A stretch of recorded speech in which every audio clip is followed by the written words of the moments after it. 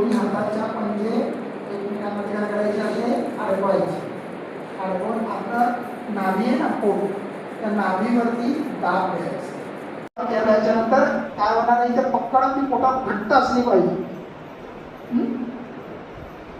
आणि न्यायच्या करा, श्वास सोडा, करा पूरक आणि रेच करत या खाली, या खाली, खाली या. खाली आल्याच्या नंतर हाताचे कोणी सोडा, मात्रा कमी लावण्याचा प्रयत्न करा आणि नॉर्मल ब्रीदिंग चालू करा. आता लक्ष असेल आपल्या पोटावर. पोटातील विजातीय वायूंचं शुद्धीकरण होत आहे, गॅसेस निघून जात आहे.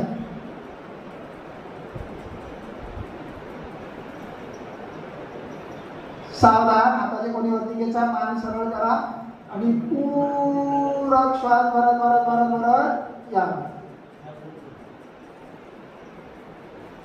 आणि पटकन श्वास सोडायचा नाही, हळूहळू श्वास सोडायचा. पंक्चरवर पण श्वास सोडायचा नाहीये. चला.